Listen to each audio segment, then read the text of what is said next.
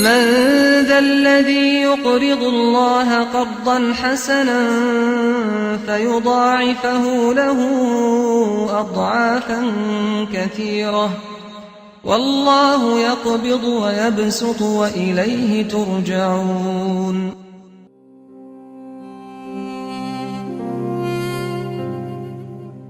بەناوی خی بەخشندەی میهرەبان بەرنامەی بەخشین لە نێوەندی پرۆژە و چالاکیەکانیدا لە مانجی ڕەمەزانی پیرۆزدا بەردەوامە لە گەیاندنی هاوکاریەکانی ئێوەی خێرۆمەند بە خەڵکانی هەژار و کەمدەست.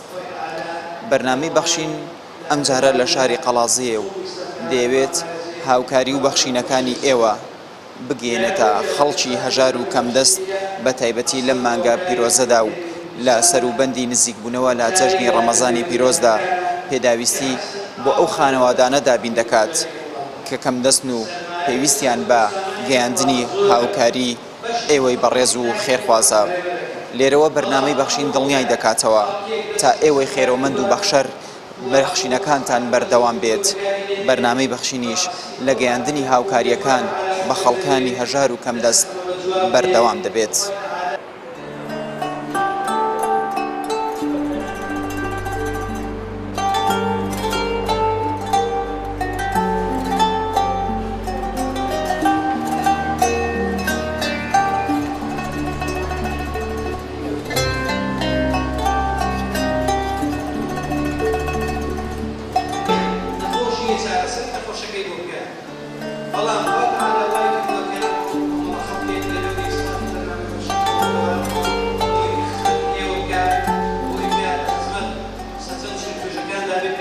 خوا خير برنامج بخشين بنوسينه خوا خير خير خوا بنوسينه كارمتي تزغاي بخشين هذا خوا خير كارمدكاي بنوسينه ودارم خلشي دولمند يامتي برنامج بخشين دن يامتي فقير وهجران دن كوقت دبينن دا رمضان دا براسي اشي جوريه هو دارم لدوي رمضانيش يامتي فقير وهجران دن خوا زي بخير هم لاق بلاتوا بالتأشيد دتوانه تراديك بشي مسلمان وهجران وفقيرام كا خوا زي بخير عند مسلمانان كيامتي فقير وهجران دن خوا زي خوا خير برنامج بخشين بنوسينه سپاس عندكم.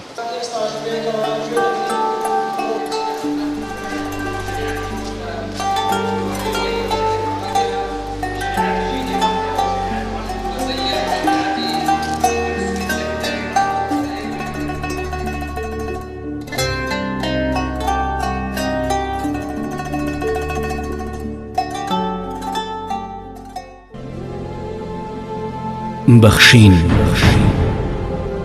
خێرخوازانی خۆشەویست لە ڕێگەی ئەم ژمارە تەلەفۆنانەوە دەتوانن پەیوەندیمان پێوە بکەن و ببەخشن تا بەخشین بەردەوام بێ. بەخشین 0 960 11 0 970 965 0 750 723 25 55. خوا خيرنا من خوا زي باقين داتو ان شاء الله لا يداوم اويك هم صارقين انس اخر بردوام بيو وانا قبيت.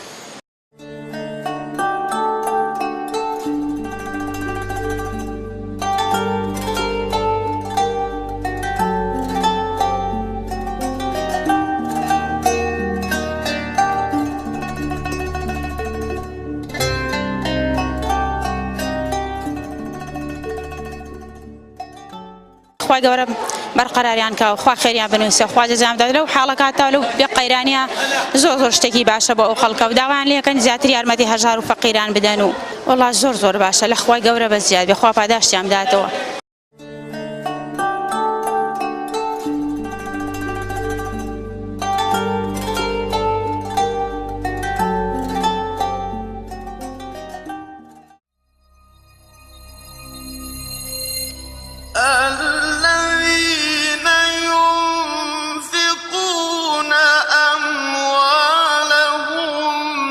بالليل والنهار سرا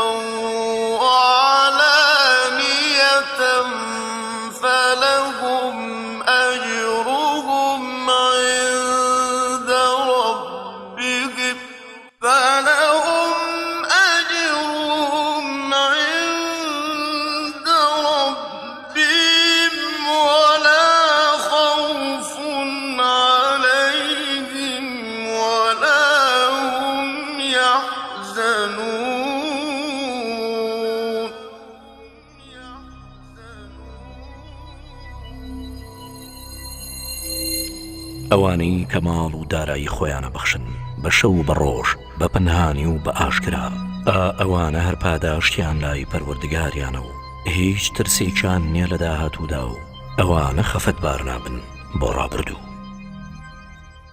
والله دام أوه دلم يا ربي خوا خير ونفسي ربي خوا جزاء وداته يا ربي خوا رزق ودا يا ربي إيمانه به يا ربي نوجد رملي قبل به أمش من دالم بولا بخوم فلوس من روجي برجال روجي هندش قرز دارمو بقربان ذم إن شاء الله إيمانه إن شاء الله خوا رحمتك إن شاء الله نوجد رملي قبل به كاك جانا ما زور ممنونين كساك بش حفتك ودو عفتان الله به.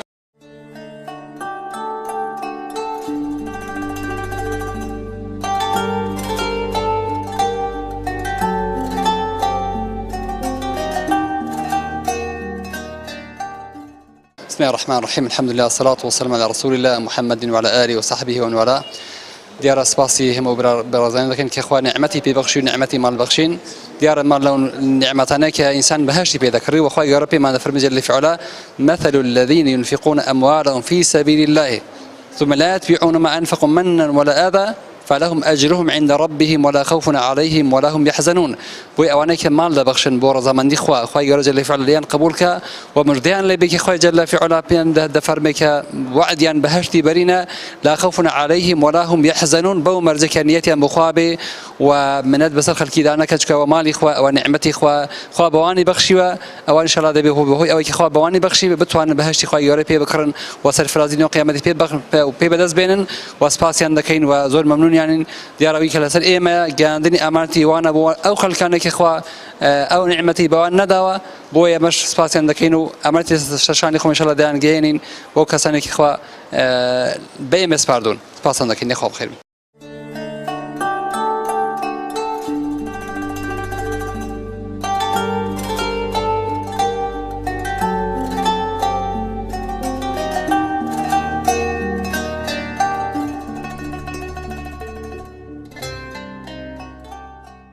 ئێمە لە نووسینگەی بەرنامەی بەخشین لە قەڵازێ لە درێژەی کار و چالاکانی بەرنامەی بەخشین کە لە 7 ساڵی ڕابردوودا بەردەوام بووە لە بەسەرکردنەوەی هەژاران و نەخۆشان و بێباوکان و لێقەوماوان. دیارە ئەو قەیرانەدانەیەش بەڕاستی ئەمساڵ کاریگەری خۆی هەبووە لەسەر بەرنامەی بەخشین بۆیە ئەوەندەی لە تواناماندا هەبووە سەلەیەکی خۆراکیمان لە زۆربەی شار و شارۆچکەکان دابەش کردووە. ئێمە لە نووسینگەی قەڵازێ بەڕێژەی 65 سەلەی خۆراکی بەسەر کۆمەڵێک هەژار و نەداری شارەکەمان کە ناوەکانمان بە پێی مستحقی خۆیان لە گەڕەکەکان کۆ کردبووە و خۆراکەکەمان لەسەردا دابەش کردن. سوپاسی خێرخوازان دەکەین کە بەڕاستی لە پێش بەرنامەی بەخشینەوەن کە بەخێر و سەدەقاتەکانیان ئەو بەرنامەیان ڕاگرتو تا ئێستا بەردەوامان پێداوە. داوا لە خێرخوازان دەکەین کە زیاتر هاوکاری بەرنامەی بەخشین بکەن بۆ ئەوی زیاتر بتوانێت هەژار و نەدار و بێباوکان و مستحقەکان بەسەر بکاتەوە و پارەکە بە شوێنی خۆی بگەێنێت.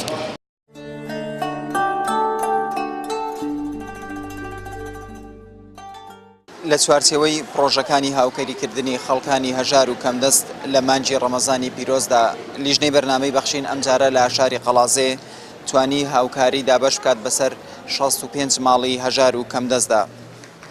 مەودای کاری بەرنامەی بەخشین کاتێک فراوانتر دەبێت ئەوەی خێرخواز و خێرۆمەند بە بەخشینی ماڵەکانتان و ئاراستەکردنی بۆ لیژنەکانی بەرنامەی بەخشین بەردەوام دەبێت لە گەیاندنی هاوکاریان بە تایبەتی لەم بارودۆخی هەرێمی کوردستانەدا کە ئەمڕۆ هەرێم و هاوڵاتیان بە بارودۆخێکی سەختی داراییدا گوزەر دەکەن و خەڵکێکی زۆر چاوی لە دەستی خێرخوازان و خێرۆمەندانە.